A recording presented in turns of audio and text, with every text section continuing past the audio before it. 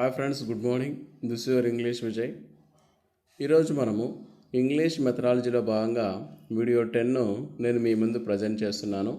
మనం already 9 వీడియోస్ను complete చేయడము జరిగింది. ఈ 10th వీడియోలో ఒక ఇంపార్టెంట్ టాపిక్ గురించి మనము డిస్కస్ చేయబోతున్నాం. ఇక ఏమాత్రం ఆలస్యం చేయకుండా మనం టాపిక్లోకి వెళ్ళిపోదాం. ఈ వీడియోలో మనము చాప్టర్ 8 అయినటువంటి ప్లానింగ్ అనే టాపిక్ గురించి తెలుసుకోబోతున్నాము. ఇందులో first point, planning helps us divide the syllabus into workable chunks. Planning అనేది టీచర్లకు ఎందుకు సహాయపడుతుంది అంటే మనము సిలబస్ మొత్తాన్ని చంక్స్గా విడగొట్టవచ్చు. చంక్స్గా అంటే పార్ట్స్గా విడగొట్టడానికి ప్లానింగ్ అనేది సహాయపడుతుంది. Second point, planning ensures that we pay attention to all the language skills in a prescribed syllabus. Planning వేసుకోవడం వల్ల మరొక ముఖ్యమైనటువంటి లాభం ఏంటంటే మనము 4 లాంగ్వేజ్ స్కిల్స్ మీద దృష్టి పెట్టవచ్చు. ఏదో 1, 2, 3 కాకుండా మనం 4 లాంగ్వేజ్ స్కిల్స్ LSRW ఉన్నాయి కదండి, ఆ 4 లాంగ్వేజ్ స్కిల్స్ మీద దృష్టి పెట్టాలి అంటే ఖచ్చితంగా టీచర్ ఏం వేసుకోవాలి? ప్లాన్ వేసుకోవాలి. Third point, planning progresses from year plan, unit plan, lesson plan with an estimation of the required number of teaching hours. Planning అనేది ఎలా సాగుతుందంటే ముందుగా మనం ఇయర్ ప్లాన్ వేసుకోవాలి, తర్వాత యూనిట్ ప్లాన్ వేసుకోవాలి, ఆ తర్వాత లెసన్ ప్లాన్ వేసుకోవాలి. ఇందులో మనం ఏం చేస్తామంటే టీచింగ్ అవర్స్కు ఎన్ని గంటల సమయం పడుతుంది అనేది మనము అంచనా వేసుకోవాలి. Fourth point, planning should be learner centred rather than teacher centred. Teacher plan వేసేటప్పుడు ఒక పాయింట్ మైండ్లో పెట్టుకోవాలి. ఏంటి ఆ పాయింట్ అంటే మనం వేసేటటువంటి ప్లానింగ్ విద్యార్థి కేంద్రీకృతంగా ఉండాలి, కానీ టీచర్ కేంద్రీకృతంగా ఉండకూడదు. Fifth point, planning gives us an opportunity to understand our preparedness for teaching a particular lesson and gives us a chance to improve on the areas in which we feel incompetent. Planning అనేది మనకు ఒక అవకాశం ఇస్తుంది. ఏమో అవకాశం ఇస్తుందంటే teacher lesson చెప్పడానికి ఏ స్థాయిలో prepare అయ్యింది అనే విషయం తెలుస్తుంది. తర్వాత టీచరు ఏ విషయాలలో కొంచెం వీక్గా ఉంది, ఆ విషయాలను ఇంప్రూవ్ చేసుకోవడానికి కూడా ప్లానింగ్ అనేది అవకాశం ఇస్తుంది. Planning is useful as it helps a teacher to plan the activities in advance, makes a teaching flexible and gives a chance to review and reorganise the lessons. Planning అనేది ముందుగానే అడ్వాన్స్గానే మనము ఒక plan వేసుకుని ఉంటాం కాబట్టి దానివల్ల టీచర్కి ఏమవుతుందంటే టీచింగ్ అనేది ఫ్లెక్సిబుల్గా ఉంటుంది. తన అవసరానికి తగ్గట్టు అటు ఇటు మార్చుకోవచ్చు. తర్వాత తను చెప్పేటటువంటి విషయాన్ని రివ్యూ చేసి రీఆర్గనైజ్ చేయొచ్చు. అంటే టీచర్ తనకు నచ్చినట్టుగా లెసన్ ప్లాన్ని ఆర్గనైజ్ చేయడానికి అవకాశం ఉంటుంది. ఎందుకంటే లెసన్ ప్లాన్ అనేది ముందస్తుగా తయారు చేయబడి ఉంటుంది కాబట్టి. Seventh point, planning helps a teacher to క్యాటర్ to the needs of the different types of learners in the class. సాధారణంగా క్లాస్ రూమ్లో రకరకాల విద్యార్థులు ఉంటారు. కొంతమంది బాగా చదువుతారు, కొంతమంది వెనుకబడి ఉంటారు, కొంతమంది మధ్యస్థంగా చదువుతుంటారు కదా. ఈ విద్యార్థుల అందరి యొక్క అవసరాలను తీర్చాలి అంటే ఖచ్చితంగా టీచర్ ముందుగానే లెసన్ ఎలా చెప్పాలి అనే ప్లాన్ వేసుకొని ఉండాలి. Eighth point, planning helps to improve the academic performance and gives clarity about future actions. Planning వల్ల మరొక లాభం ఏంటంటే ఇదేం చేస్తుందంటే అకాడమిక్ పర్ఫార్మెన్స్ని పెంచడానికి సహాయపడుతుంది. అదేవిధంగా ఫ్యూచర్ యాక్షన్స్ అంటే మనము ఫ్యూచర్లో ఎలాంటి ప్లాన్స్ వేసుకోవాలి, విద్యార్థులకు ఏ విధంగా బోధించాలి అనే విషయం మీద మనకు క్లారిటీ రావాలి అంటే ఖచ్చితంగా ప్లాన్ అనేది ఉండాలి.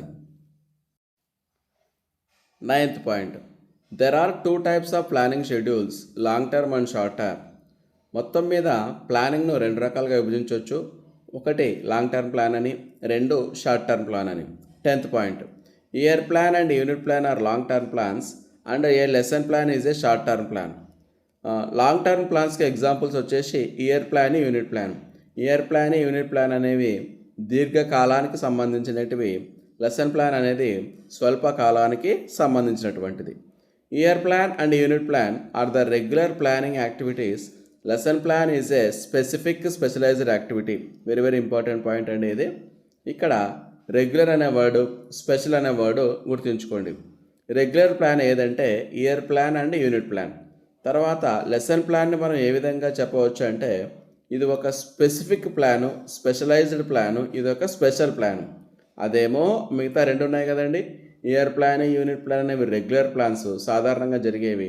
కానీ వీటికి ప్రత్యేకత ఎక్కువగా ఉంటుంది. దేనికి? లెసన్ ప్లాన్కు. కాబట్టి లెసన్ ప్లాన్ ఎలాంటి ప్లాన్ అంటే, ఎలాంటి యాక్టివిటీ అంటే స్పెసిఫిక్ అండ్ స్పెషలైజ్డ్. ఇప్పుడు మనము ఇయర్ ప్లాన్ గురించి తెలుసుకుందాం. దానికంటే ముందు కూడా మీకు అందరికీ వచ్చిన రిక్వెస్ట్ అండి, చాలామంది వీడియోస్ని చూస్తున్నారు కానీ మా ఛానల్ను ఇంగ్లీష్ విజయ్ అనే ఛానల్ను సబ్స్క్రైబ్ చేసుకోవడం లేదు. మీరు ఖచ్చితంగా దయచేసి సబ్స్క్రైబ్ చేసుకోండి. అదేవిధంగా ఈ వీడియోలో ఉన్నటువంటి కంటెంట్ నచ్చినట్టయితే, మీ నాలెడ్జ్ ఇంప్రూవ్ అయింది అనిపిస్తే ఖచ్చితంగా మా ఛానల్ను, ఈ వీడియోను లైక్ చేయండి. అదేవిధంగా ఈ వీడియోను మీ ఫ్రెండ్స్కు, రిలేటివ్స్కు షేర్ చేయండి. ఓకేనా ఫ్రెండ్స్? ఇప్పుడు ఏమాత్రం ఆలస్యం చేయకుండా మనం టాపిక్లోకి వెళ్ళిపోదాం. 12th point, year plan can be compared to any annual budget which is prepared once every year. Year plan అనే దాన్ని మనం దేంతో పోల్చొచ్చు అంటే బడ్జెట్ ప్లాన్తో పోల్చొచ్చు.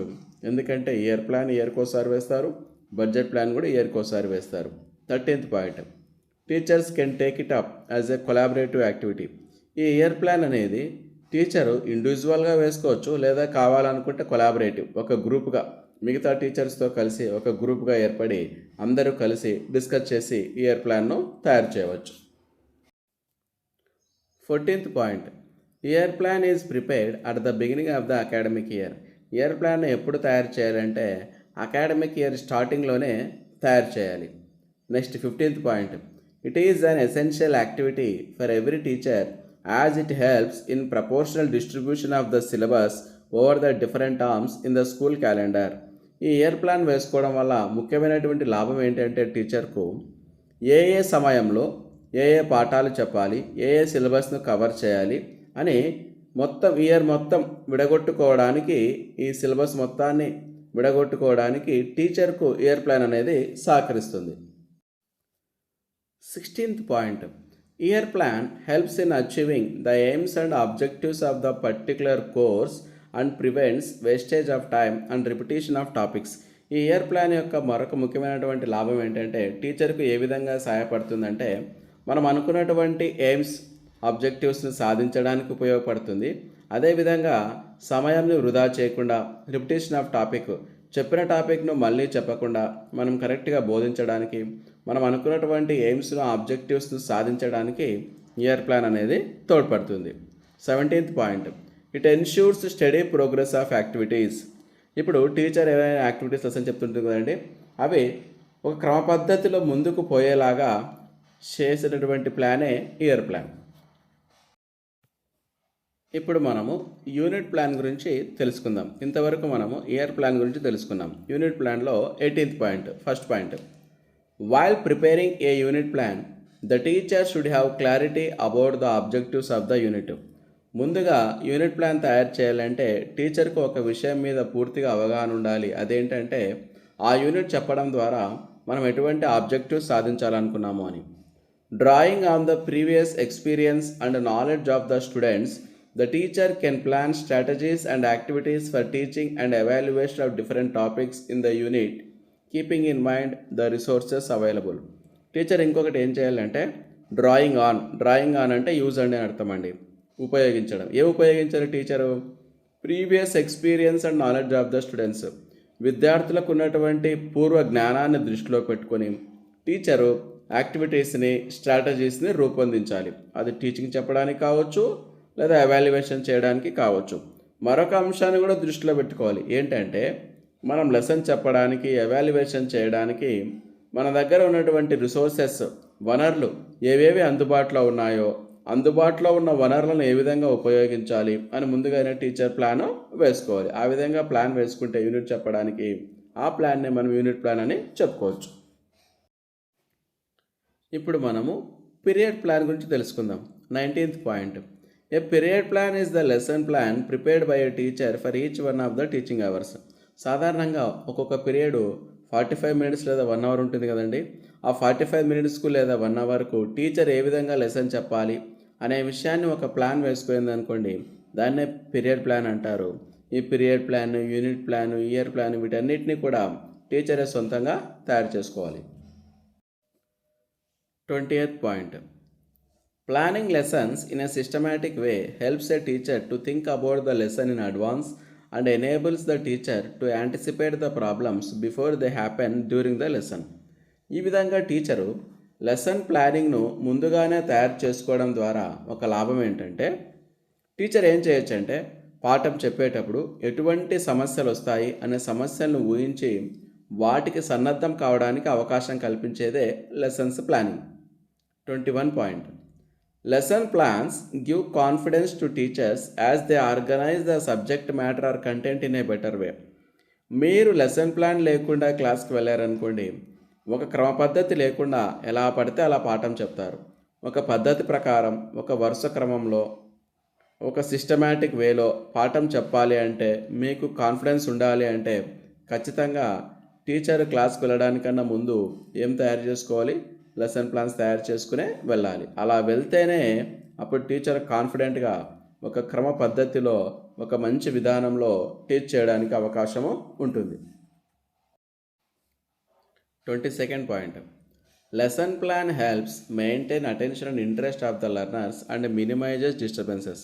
లెసన్ ప్లాన్స్ వల్ల మరొక లాభం ఏంటంటే, విద్యార్థుల యొక్క అటెన్షన్ను, ఇంట్రెస్ట్ను మనం అలాగే కొనసాగించవచ్చు.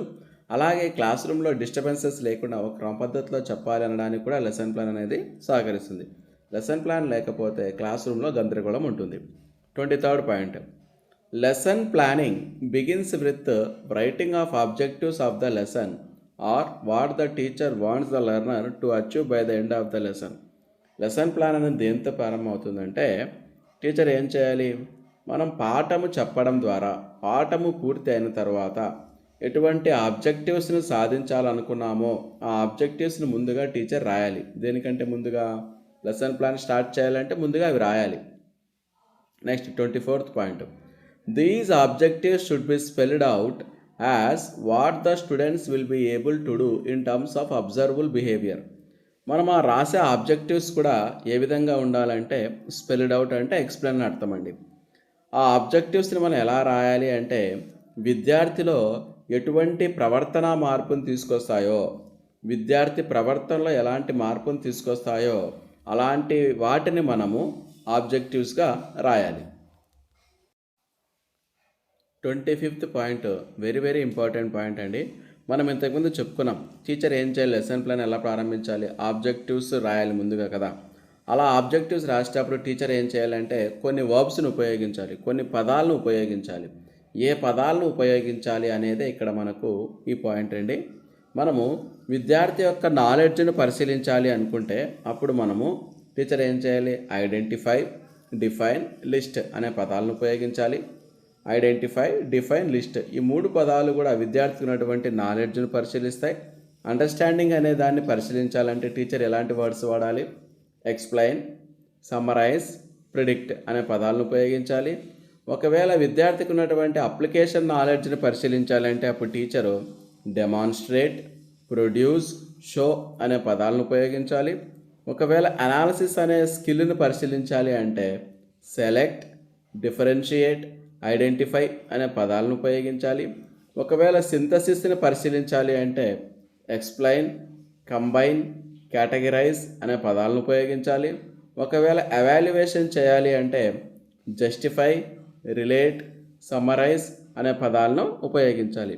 ఆల్రెడీ మనం ఈ టాపిక్ను ఇంతకుముందు వీడియోలో నేను బ్లూమ్స్ టాక్సానమీ చెప్పేటప్పుడు మీకు క్లియర్గా ఎక్స్ప్లెయిన్ చేశాను.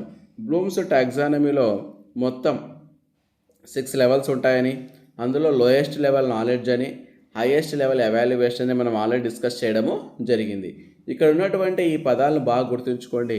మీకు ఎగ్జామ్లో ఎలా క్వశ్చన్ అడుగుతారంటే, కంబైన్ అనే వర్డ్ ఉందనుకోండి, కంబైన్ అనే పదము విద్యార్థి యొక్క ఏ లక్ష్యాన్ని పరిశీలించడానికి ఉపయోగిస్తాము అంటే, ఏ సామర్థ్యాన్ని పరిశీలించడానికి ఉపయోగిస్తాము అంటే సింథసిస్ అనే సామర్థ్యాన్ని పరిశీలించడానికి మనం ఉపయోగిస్తాము. కాబట్టి ఈ విధంగా మీకు ఈ వర్డ్స్ అడుగుతాడండి, కంబైన్, కేటగిరైజ్, ప్రొడ్యూస్. కాబట్టి ఈ పదాలు మీరు బాగా మైండ్లో స్టోర్ చేసుకోవాలి. ఇప్పుడు మనము మైక్రో టీచింగ్ అనే టాపిక్ గురించి తెలుసుకుందాం. Micro teaching is the scale down version of the internship programme of teacher training. మీరు టీచర్ ట్రైనింగ్ చేసేటప్పుడు డిఎడ్ లేదా బిఎడ్ చదివేటప్పుడు మీరు ఏం చేసి ఉంటారండి? మైక్రో టీచింగ్ అనేది మీకు పరిచయం ఉన్నటువంటి వాడే. అక్కడ మీరు క్లాస్ తీసుకుంటారు కదండి. అలా మీరు ట్రైనింగ్ చేసేటప్పుడు ఆ తీసుకున్నటువంటి క్లాస్నే ఏం చేస్తారు? మైక్రో టీచింగ్ అని అంటారు. 27th point. It aims to simplify the complexities of regular teaching by creating a gentler atmosphere where the trainees teach their own classmates who act as students in a safe and controlled environment. This is called simulated teaching. ఈ micro teaching అనేది ఎందుకు ఉపయోగపడుతుందంటే, ఒకవేళ విద్యార్థిగా ఉన్నటువంటి మిమ్మల్ని real class రూమ్లోకి అడుగుపెట్టి class చెప్పామనుకోండి, అప్పుడు మీరు అక్కడ ఎక్కువ ఇబ్బందులు ఎదుర్కొంటారు. కాబట్టి మీకు ఏం చేస్తారంటే ఒక సిమ్యులేటెడ్ వాతావరణాన్ని, సిమ్యులేటెడ్ అంటే ఏంటంటే క్లాస్ రూమ్ లాంటి వాతావరణాన్ని, క్లాస్ రూమ్ కాదనమాట, క్లాస్ రూమ్ ఎలా ఉంటుందో అలాంటి క్లాస్ రూమ్ వాతావరణాన్ని సృష్టించి అక్కడ విద్యార్థులకు బదులుగా మీ క్లాస్మేట్సే విద్యార్థులుగా ఉండి మీరు వాళ్ళకు పాఠం చెప్పడమే మైక్రో టీచింగ్. ఆ విధంగా మీ విద్యార్థులకు మీరు చెప్తున్నటువంటి పాఠాన్ని టీచరు సూపర్వైజర్గా ఉండి అబ్జర్వ్ చేస్తూ ఉంటుంది. ఇదంతా కూడా మైక్రో టీచింగే అంటారు. దీన్నే సిమ్యులేటెడ్ టీచింగ్ అని కూడా చెప్పవచ్చు. మళ్ళీ చెప్తుందండి, సిమ్యులేటెడ్ అంటే ఏంటంటే ఒక వాతావరణాన్ని సృష్టిస్తారు. క్లాస్ రూమ్ లాంటి వాతావరణాన్ని సృష్టించడం అంటే అది రియల్ కాదనమాట. క్లాస్ రూమ్ ఏ విధంగా అయితే ఉంటుందో ఆ విధంగా అలాంటి వాతావరణాన్ని సృష్టించి ఆ వాతావరణంలోకి మిమ్మల్ని పంపించి లెసన్ చెప్పమని అంటారు. ఇలా చెప్పడమే మైక్రో టీచింగ్ లేదా సిమ్యులేటెడ్ టీచింగ్. 28th point.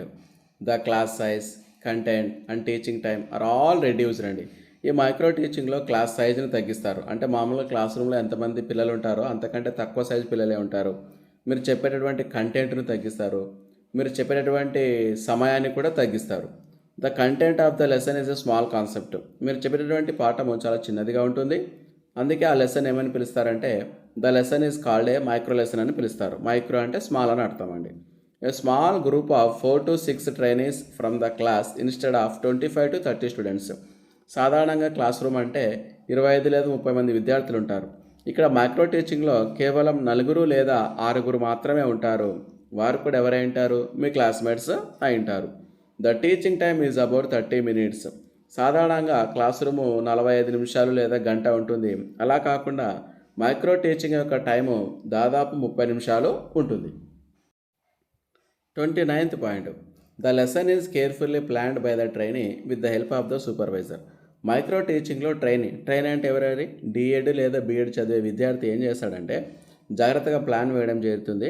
ఎవరి సహకారం తీసుకొని? సూపర్వైజర్ అంటే ఎవరంటే మీ teacher. The lesson is observed. మీరు చెప్తున్నటువంటి పాఠాన్ని మీ టీచర్ అబ్జర్వ్ చేస్తుంది. ఇఫ్ పాసిబుల్ ఒకవేళ వీలైతే రికార్డెడ్. మీరు చెప్తున్నటువంటి పాఠాన్ని మీ సూపర్వైజరు రికార్డు కూడా చేయడం జరుగుతుంది. అంటే మీరు ఏ విధంగా క్లాస్ చెప్పారు, అందులో ఉన్నటువంటి లోపాలను సవరించుకోవడానికి ఆ వీడియో సహకరిస్తుంది. స్టూడెంట్స్, ఇక్కడ 30th పాయింట్లో ఒక వర్డ్ ఉంది. ఆ వర్డ్ ఏంటంటే ఆపరెంట్ కండిషనింగ్. నేను ముందుగా మీకు ఆపరెంట్ కండిషనింగ్ అంటే ఏంటో చెప్తాను. ఆపరెంట్ కండిషనింగ్ అంటే ఏంటంటే మనము విద్యార్థుల యొక్క బిహేవియర్ను అర్థం చేసుకోవాలంటే మనం ఏం చూడాలి అంటే ఆ విద్యార్థి ఏదైనా ఒక యాక్షన్ చేస్తాడు, ఏదైనా ఒక పని చేస్తాడు కదా, ఆ పనికి గల మనం కారణాన్ని చూడాలి అని చెప్పేటటువంటి సిద్ధాంతమే ఆపరెంట్ కండిషనింగ్. ఏంటంటే ఆపరెంట్ కండిషనింగ్ అంటే మనము ఒక విద్యార్థి యొక్క బిహేవియర్ని అర్థం చేసుకోవాలనుకుంటే మనము ఆ విద్యార్థి చేసినటువంటి యాక్షన్ ఏదో ఒక పని చేస్తాడు కదా, ఆ పనికి గల మనం కారణాన్ని చూడాలి అని చెప్పే సిద్ధాంతమే బిఎఫ్ స్కిన్నర్ యొక్క ఆపరెంట్ కండిషనింగ్. ఈ బిఎఫ్ స్కిన్నర్ యొక్క ఆపరెంట్ కండిషనింగ్ మీద ఆధారపడి మైక్రో టీచింగ్ అనేది పనిచేస్తుంది. ఇప్పుడు చూడండి 30th point. Micro teaching is based on the idea. ఏ ఐడియా మీద ఆధారపడిందంటే teaching can be analysed into various behavioural components called teaching skills that can be practised, controlled or evaluated. Very simple అండి. Micro టీచింగ్లో విద్యార్థి ఏం చేస్తాడు? విద్యార్థి అంటే ఎవరు? డిఎడ్ లేదా బిఎడ్ చదివే విద్యార్థి ఏం చేస్తాడంటే ఒక సృష్టించబడినటువంటి వాతావరణంలో టీచింగ్ స్కిల్స్ను పెంపొందించుకుంటాడు. ఆ టీచింగ్ స్కిల్స్ని పెంపొందించుకుంటాడు. మనం వాటిని ఎవాల్యుయేట్ చేయొచ్చు, అక్కడ ఆ క్లాస్ రూమ్ని కంట్రోల్ చేయొచ్చు. ఆ క్లాస్ రూమ్లో విద్యార్థి ఏం చేయొచ్చు, టీచింగ్ స్కిల్స్ని బాగా ప్రాక్టీస్ చేయొచ్చు. ఈ మైక్రో టీచింగ్ అనే కాన్సెప్ట్ దేని మీద ఆధారపడిందంటే బిఎఫ్ స్కిన్నర్ ప్రతిపాదించినటువంటి ఆపరెంట్ కండిషనింగ్ మీద ఆధారపడింది. The basic principle of operant conditioning is that any learning is స్ట్రెంథెండ్. ఈ బిఎఫ్ స్కిన్నర్ ఇంకా ఏం చెప్తాడంటే, ఈ విద్యార్థి ఏదైనా ఒక స్కిల్ నేర్చుకుంటున్నాడు అనుకోండి, ఆ స్కిల్ బాగా పెంపొందించాలి అంటే మనము ఆ విద్యార్థికి ఏం చేయాలి, ఫీడ్బ్యాక్ ఇవ్వాలి. టీచర్ ఫీడ్బ్యాక్ ఇవ్వాలి, నువ్వు పలానా చోట బాగా నేర్చుకున్నావు, ఇంకాస్త ఇది మెరుగుపడాలి, ఆ విధంగా ఫీడ్బ్యాక్ ఇవ్వాలి. అండ్ రీఇన్ఫోర్స్డ్ అంటే సపోర్ట్ చేయాలి. టీచరు ఆ విద్యార్థిని అంటే డిఎడ్ బిఎడ్ చదివే విద్యార్థిని సపోర్ట్ చేయడం ద్వారా టీచింగ్ స్కిల్స్ ఇంకాస్త మెరుగుపరుచుకుంటాడు. ఓకేనా ఫ్రెండ్స్, ఇది 30th point. 31 point, McDonald suggested 5 steps in micro teaching. Micro టీచింగ్లో 5 స్టెప్స్ ఉంటాయని, ఆ 5 స్టెప్స్ను సజెస్ట్ చేసినటువంటి వ్యక్తి మెక్డొనాల్డ్. అందులో first step, stating the behaviour in operational terms. ముందుగా మనము ఎటువంటి ప్రవర్తన మార్పును చూడాలనుకున్నామో ఆ ప్రవర్తన మార్పును మనం పేర్కొనాలి. Setting criteria checklist for measuring the behaviour. ఆ బిహేవియర్ను కొలవడానికి మనం ఒక చెక్లిస్ట్ను తయారు చేసుకోవాలి. Observing the lesson. ఆ లెసన్ను బాగా గమనించాలి. Revision of the lesson. సింపుల్గా చెప్పినటువంటి లెసన్ను మళ్ళీ మనము రివిజన్ చేయాలి. చివరిగా మనం ఏ కాన్సెప్ట్ అయితే చెప్తున్నామో ఆ కాన్సెప్ట్ను మనం మళ్ళీ టీచ్ చేయాలి. ఈ విధంగా మైక్రో టీచింగ్లో 5 స్టెప్స్ ఉంటాయని చెప్పినటువంటి వ్యక్తి ఎవరు, McDonald. Very very important point. 32nd point, very important point. The idea of micro teaching originated at Stanford University in 1963 as a part of an experimental research project aided by Ford Foundation. Micro teaching అనేది ఎక్కడ పుట్టిందంటే 1963లో Stanford యూనివర్సిటీలో పుట్టిందండి. Ford foundation వాళ్ళు ఒక ప్రోగ్రామ్కు డబ్బులు ఇవ్వడం జరిగింది. ఆ ప్రోగ్రామ్కు డబ్బులు ఇచ్చారు. ఆ ప్రోగ్రాంలో భాగంగా స్టాన్ఫర్డ్ యూనివర్సిటీలో 1963లో మైక్రో టీచింగ్ అనే కాన్సెప్ట్ పుట్టింది. ఇంకా క్లియర్గా చెప్పాలంటే ఈ మైక్రో టీచింగ్ అనే టాపిక్ను అనేటువంటి పద్ధతిని అనేటటువంటి విధానాన్ని ఎవరు మొట్టమొదట ప్రవేశపెట్టారు అంటే ఆ యూనివర్సిటీలో ఆ వ్యక్తి పేరు కూడా ఉందండి, ఇక్కడ లేదు, నేను మీకు ఉపయోగపడుతుందని చెప్తున్నాను. ఆ వ్యక్తి పేరు అలెన్, డిడబ్ల్యూ అలెన్. అతని ఇనిషియల్ డి, తర్వాత డబ్ల్యూ, అలెన్. అతని పేరేమి, అలెన్, ఏఎల్ఎల్. ఇప్పుడు మనము టీచింగ్ ప్రోజ్ అనే టాపిక్ గురించి తెలుసుకుందాం. Prose is words in their best order అని ప్రోజ్కున్నటువంటి డెఫినేషన్ చెప్పినటువంటి వ్యక్తి కొలరిడ్జ్. ఒక బెస్ట్ ఆర్డర్లో వర్డ్స్ను మనము సెట్ చేసామనుకోండి, అదే ప్రోజ్ అని డెఫినేషన్ ఇచ్చాడు Coleridge. Next point, prose lessons are meant for detailed and intensive study of language. Prose lessons యొక్క ప్రధానమైన ఉద్దేశం ఏంటంటే విద్యార్థి వాటిని ఎలా చదవాలి, డీటెయిల్డ్గా చదవాలి. ఇంటెన్సివ్ స్టడీ అంటే ఎక్కువ శ్రద్ధ పెట్టి కేర్ఫుల్గా చదవాలి అని అర్థం. 35th point, very important point, objectives of teaching prose. మనము విద్యార్థులకు ప్రోజ్ను బోధించడం ద్వారా ఎటువంటి లక్ష్యాలను సాధించాలనుకుంటామంటే ఆ లక్ష్యాల్లో number 1, to enable the learners read English passages loudly with correct pronunciations, stress and intonation. విద్యార్థి ఏం చేయాలి, కరెక్ట్ ప్రొనౌన్సియేషన్తో, స్ట్రెస్తో, ఇంటోనేషన్తో విద్యార్థి ప్యాసేజ్ను బాగా చదవగలగాలి. అది మన లక్ష్యం. Second point, to develop the ability to comprehend a given text. విద్యార్థి ఏం చేయాలి, ఒక టెక్స్ట్ను బాగా చదివి కాంప్రిహెండ్, అర్థం చేసుకోవాలి. Third point, to prepare them for silent reading. Prose text యొక్క మరొక ఉద్దేశం ఏంటంటే సైలెంట్ రీడింగ్ను విద్యార్థిలో పెంపొందించడం. To enrich their active and passive vocabulary. విద్యార్థులలో యాక్టివ్ వొకాబులరీని పెంచాలి, ప్యాసివ్ వొకాబులరీని పెంచాలి. యాక్టివ్ వొకాబులరీ అంటే మన నిజ జీవితంలో మనం ఎక్కువగా ఉపయోగించే వర్డ్స్ యాక్టివ్ వొకాబులరీ, తక్కువగా ఉపయోగించే words passive vocabulary. Fifth point, to develop their oral and written expressions. రిటర్న్గా రాసే సామర్థ్యాన్ని, ఓరల్గా మాట్లాడే సామర్థ్యాన్ని మనం విద్యార్థిలో పెంపొందించాలి. To help them write a few meaningful sentences. విద్యార్థి సొంతంగా కొన్ని వాక్యాలను రాయగలిగేలా చేయడం. ఇవన్నీ కూడా మనము విద్యార్థులకు ప్రోజ్ లెసన్ చెప్పడం ద్వారా సాధించాలనుకున్నటువంటి లక్ష్యాలు. ఇప్పుడు మనము టీచింగ్ పోయిటరీ గురించి తెలుసుకుందాం. Poetry enriches our emotions and improves our aesthetic sense. Poetry ఏం చేస్తుందంటే మనలో ఉన్నటువంటి ఎమోషన్స్, భావోద్వేగాలను పెంపొందిస్తాయి.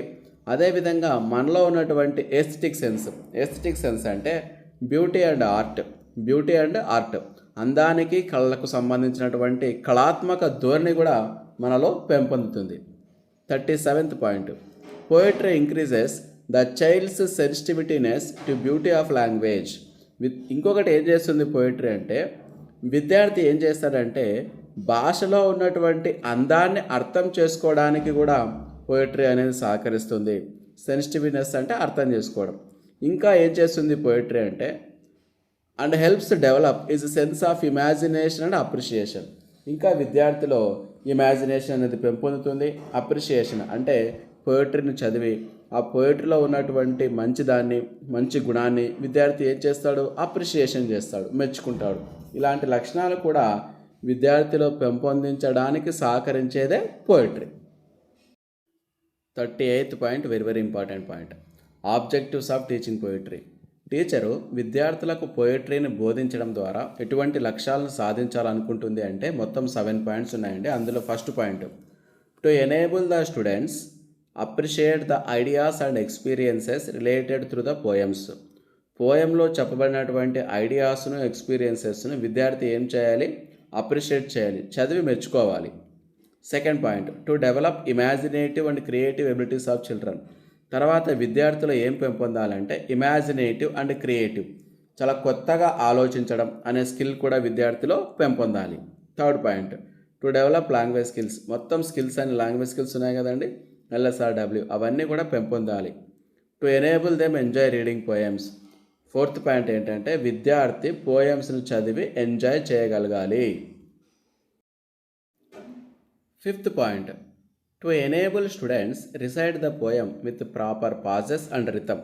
విద్యార్థి ఏం చేయాలంటే తాను నేర్చుకున్నటువంటి పోయంను అప్పచెప్పాలి. ఎలా అప్పచెప్పాలి, కరెక్ట్ పాజెస్తో, కరెక్ట్ రిథమ్తో అప్పచెప్పడం. అలాంటి స్కిల్ కూడా విద్యార్థిలో పెంపొందాలి. రిసైట్ అంటే ఇతరులకు అప్పచెప్పడం అని అర్థం. నెక్స్ట్ పాయింట్ అండి, to help student understand the beauty, rhyme and style of the poem. విద్యార్థి ఏం చేయాలంటే పోయం యొక్క బ్యూటీని, అందాన్ని గుర్తించాలి, తర్వాత అర్థం చేసుకోవాలి. రైమ్ అంటే ప్రాస, స్టైల్. ఆ పోయం రాయడంలో ఒక స్టైల్ ఉంటుంది. ఆ పోయంలో ఉన్నటువంటి స్టైల్ను, ఆ పోయంలో ఉన్నటువంటి రైమ్ అంటే ప్రాస, ఆ పోయంలో ఉన్నటువంటి బ్యూటీని విద్యార్థి ఏం చేయాలో అర్థం చేసుకోవాలి. Next point, last point, to familiarise the culture of the people describe in the poem. ఒకవేళ మనం పోయంలో జపాన్ గురించి వివరించామనుకోండి, విద్యార్థి ఏం చేయాలి, జపాన్ ప్రజల యొక్క కల్చర్ని అర్థం చేసుకోవాలి, దానితో పరిచయము పెంచుకోవాలి. ఈ విధంగా మనం పోయిటరీ ద్వారా ఇలాంటి ఆబ్జెక్టివ్స్ని మనము సాధించాలి. ఇప్పుడు మనము టీచింగ్ సప్లిమెంటరీ రీడర్స్ గురించి తెలుసుకుందాం. ఇంతకుముందు ప్రోజ్ తెలుసుకున్నాం, పోయిటరీ తెలుసుకున్నాం, ఇప్పుడు supplementary readers. 39th point, supplementary readers are meant to assist the literary understanding of the knowledge gained in intensive reading of the text book. ఈ సప్లిమెంటరీ రీడర్ యొక్క ప్రధానమైనటువంటి ఉద్దేశం ఏంటంటే విద్యార్థి టెక్స్ట్ బుక్ను ఎలా చదువుతాడంటే ఇంటెన్సివ్గా చదువుతాడు, చాలా కేర్ఫుల్గా, ఎక్కువ దృష్టి పెట్టి చదువుతాడు.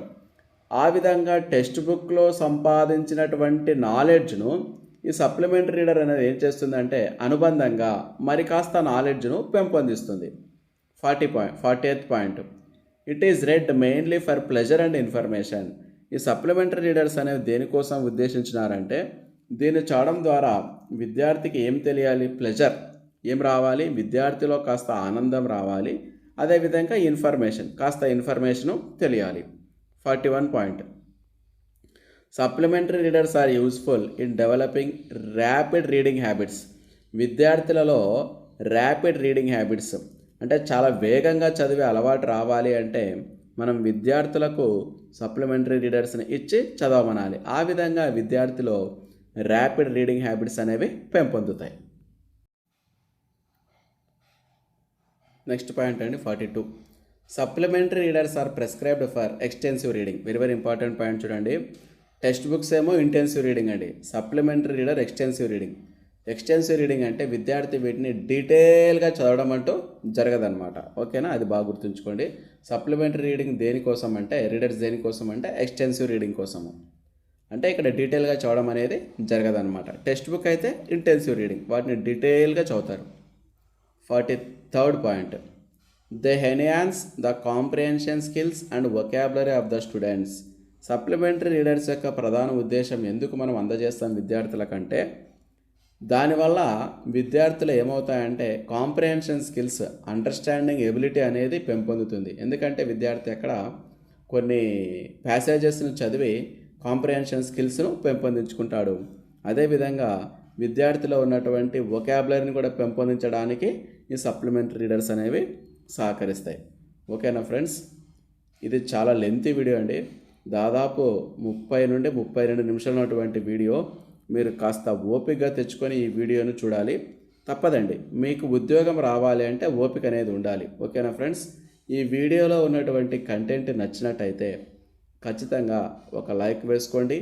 అదేవిధంగా మా ఛానల్ సబ్స్క్రైబ్ చేసుకోండి. ఈ కంటెంట్ నచ్చినట్టయితే మీ ఫ్రెండ్స్కు, రిలేటివ్స్కు షేర్ చేయండి. మనం మళ్ళీ నెక్స్ట్ వీడియోలో కలుద్దాం. Until then, bye bye. Keep smiling, keep learning, keep watching my YouTube channel. సదా మీ విజయాన్ని ఆకాంక్షిస్తూ యువర్ ఇంగ్లీష్ విజయ్.